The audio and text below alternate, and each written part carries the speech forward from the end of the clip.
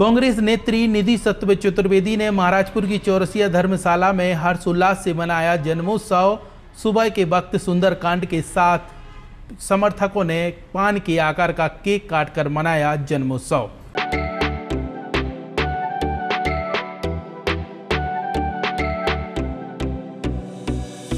इस खबर के प्रायोजक हैं बनी ठनी ब्यूटी, जहां पर दुल्हन मेकअप, वाटरप्रूफ मेकअप, लहंगे, कॉस्मेटिक सामग्री, डिजाइनिंग ब्लाउज, बुटीक इत्यादि का काम किया जाता है। हमारा पता है सौरा तिराहे के सामने, महोबा रोड, छतरपुर।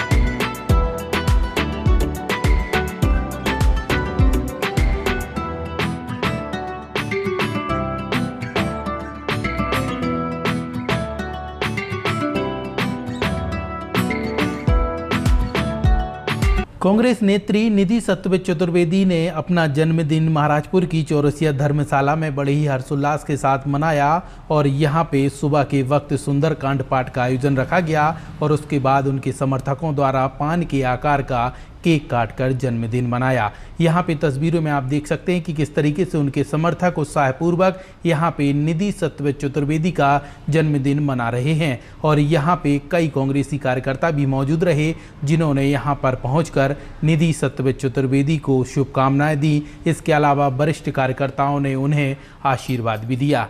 हम आपको बता दें, निधि सत्व चतुर्वेदी महाराजपुर विधानसभा से कांग्रेस की टिकट की दावेदारी कर रही हैं, जिसको लेकर उनका यह जन्मदिन भी महत्वपूर्ण है।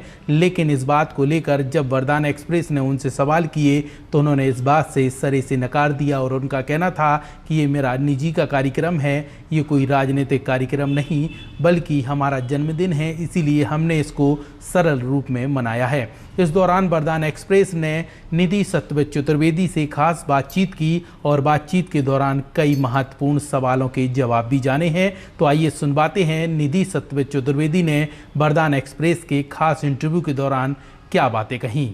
मध्य प्रदेश में विधानसभा चुनाव का शंखनाद हो चुका है और अब से महज 3 महीने का वक्त है जब यहां पे मतदान होगा और सभी राजनेता अपनी अपनी फील्ड पर जाकर जनसंपर्क भी करने वाले हैं।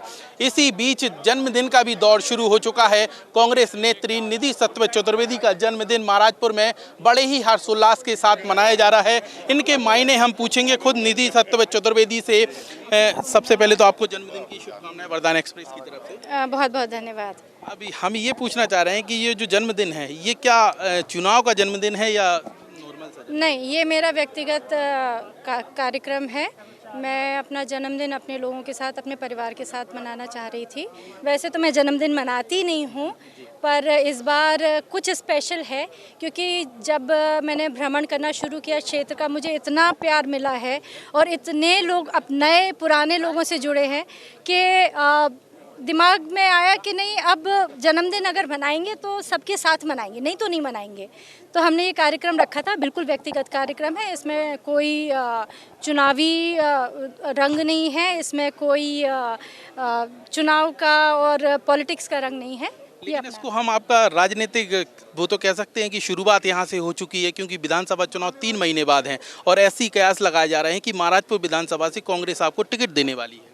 भैया, राजनीतिक शुरुआत तो मेरी काफ़ी पहले ही हो चुकी है तो अभी तो ये ऐसा है कि ये तो बीच का कार्यक्रम चल रहा है। शुरुआत बहुत पहले ही हो गई थी और रहा टिकट का सवाल, अब वो वक्त बताएगा और मैं उस पर कुछ कमेंट कर नहीं सकती हूँ। ये जन्मदिन हमें तो लगता है कैमरे के माध्यम से खास है, क्योंकि आपका जनसंपर्क लगातार जारी है और आज का जो केक कटा है उसमें पान का जो शेप दिया गया था, तो इस विधानसभा का मुख्य मोटो है पान, क्योंकि यहाँ पे चौरसियों का ज़्यादा मतदान और ये तमाम चीज़ें रहती हैं। तो ऐसे में क्या लगता है कि जो आप जनसंपर्क कर रही हैं तो कितना सहयोग मिल रहा है और ये जो जन्मदिन है उसको उस राजनीतिक से कैसे जोड़ें? देखिए, जनसंपर्क कर रही हूँ और उससे बहुत लोगों से प्यार मिल रहा है, सम्मान मिल रहा है, लोग जुड़ रहे हैं। बहुत ऐसे लोग हैं जो इंतज़ार कर रहे थे कि इस परिवार से कोई आए और उनका इंतज़ार ये ख़त्म हुआ जब मैंने यहाँ से राजनीति शुरू किया, जब मैंने शुरुआत की राजनीतिक, तो सब लोग बहुत ज़्यादा खुश हैं। मुझे बहुत ज़्यादा प्यार और सम्मान मिल रहा है, मुझे बहुत ज़्यादा अपनापन मिल रहा है और अब ये क्षेत्र मेरा है, मैं इस क्षेत्र की हूँ, इसमें कोई दो राय आपको होना नहीं चाहिए, आप कहीं पे भी जाके देख लीजिए। और रहा सवाल केक का, हाँ, पान निगम हमारा प्राथमिकता है, तो वो रहेगी।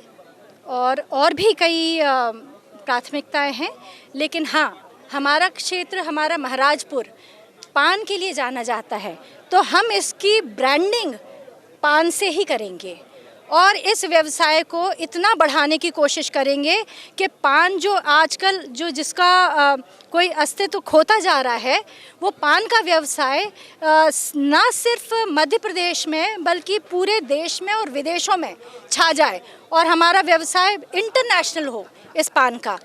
इसके अलावा आप अब बीजेपी की बात करें तो उन्होंने अपनी पहली सूची जारी की है। महाराजपुर से कामाख्या सिंह को यहाँ पे टिकट दिया गया है। अभी हालांकि कांग्रेस ने ये डिसाइड नहीं किया कि प्रत्याशी कौन होगा। मान लीजिए आप अगर प्रत्याशी होती हैं तो किस तरीके से अपने प्रतिद्वंदी को देखती हैं और आपके मुद्दे क्या होंगे? देखिए, कामाख्या जी को मैं ज़्यादा जानती नहीं हूँ। जहाँ तक मुझे इतना पता है कि वो मुझसे छोटे हैं उम्र में, पर ठीक है, प्रतिद्वंदी हैं और एज एक प्रतिद्वंदी की तरह सम्मान भी करती हूँ और उनको मैं बधाई भी देना चाहूँगी। उनको ये भी बोलना चाहूँगी कि वो पूरी दम से लड़े और भंवर राजा जी जो हैं वो बहुत पुराना नाम है यहाँ का और करें, कोशिश करें, पर अगर मुझे टिकट मिलता है तो ये बात निश्चित है कि वो कहीं ज़्यादा वोटों से हारेंगे जितने वोटों से वो पिछली बार हारे थे। तकरीबन 48,000 से हारे थे, तो अब उसका आप डबल कर लो, 40 का बना लो हिसाब। पिताजी और बेटे में फ़र्क ऐसा क्यों? बता रहे हैं कि वो तो युवा हैं, बहुत एनर्जेटिक हैं और फिर इस तरीके से उनके जो पिताजी 2018 के चुनाव में लड़े थे उन्हें हार का मुंह देखना पड़ा था कांग्रेस के सामने, तो इस बार क्या समीकरण लगते हैं? कामाख्या नया नाम है। जहाँ तक मैंने बात किया है लोगों से, मुझे लगा था मैं ही उनको नहीं जानती हूँ, बट काफ़ी लोग हैं जो उनको नहीं जानते हैं। शायद राजनीति में अभी आए हैं या जो भी है, मुझे ज़्यादा उनके बारे में पता नहीं है, पर ठीक है। भंवर राजा के मानवेंद्र सिंह जी के बेटे हैं और अब जितना पार्टी ने कुछ ना कुछ सोच समझ के भाजपा ने उनको टिकट दिया होगा, कहीं ना कहीं एक युवा चेहरा हैं, एक पढ़े लिखे हैं और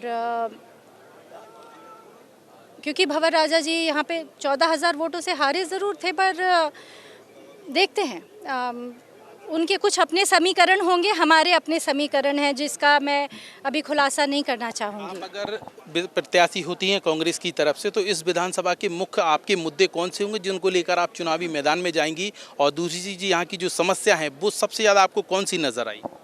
नहीं, यहाँ तो मूलभूत समस्याएं सबसे पहले हैं, सड़क, पानी, बिजली, फिर उसके बाद चिकित्सा, जो स्वास्थ्य है। मैं कई बार ये बता चुकी हूँ कि ये मुद्दे हैं, तकरीबन सभी मुद्दे हैं यहाँ पर। सड़क, पानी, बिजली नहीं है कई गांव में, कहीं चिकित्सा, स्वास्थ्य का बहुत कुछ करना है। पान किसानों का है, अपना जो नौगांव में अपना कृषि अनुसंधान केंद्र है उसका है, और कई ऐसे मुद्दे हैं। देखिए, हर ब्लॉक के हर गाँव का एक अलग मुद्दा होता है। तो जो विधानसभा चुनाव होता है वो आप राष्ट्रीय मुद्दों पे नहीं लड़ते हो, वो आपके जो लोकल मुद्दे होते हैं वो अफेक्ट करते हैं लोगों को, इसीलिए वो आपको वोट देते हैं या नहीं देते हैं। तो जाहिर सी बात है, मैंने अभी अपना कोई मैनिफेस्टो नहीं बनाया है। मेरा मैनिफेस्टो मेरे लोग बनाएंगे, वो बताएंगे कि उनको क्या काम करवाने हैं, मैं अपना मैनिफेस्टो उस हिसाब से बनाऊंगी।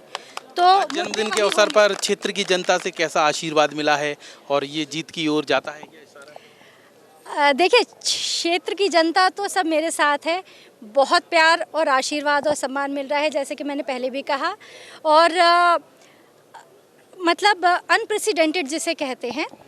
और ठीक है, आगे देखेंगे, अब आप हमसे ज़्यादा बुलवाओ नहीं कि क्या आगे होने वाला है। बहुत बहुत फिर से आपको शुभकामनाएं जन्मदिन की। तो इस तरीके से निधि सतलज चतुर्वेदी ने वरदान एक्सप्रेस के कैमरे पर बताया है कि किस तरीके से उनका जन्मदिन मनाया जा रहा है और आगामी विधानसभा चुनाव को लेकर वह कमर कस चुकी हैं और जल्द ही कांग्रेस द्वारा भी सूची जारी होगी, जिसके बाद ये तय हो जाएगा कि आखिरकार कांग्रेस से महाराजपुर विधानसभा के लिए कौन प्रत्याशी बन सकता है। फिलहाल वरदान एक्सप्रेस पर उन्होंने अपने जन्मदिन के अवसर पर कई बातें साझा की और बताया कि अपनी विधानसभा को लेकर वह क्या सोचती हैं।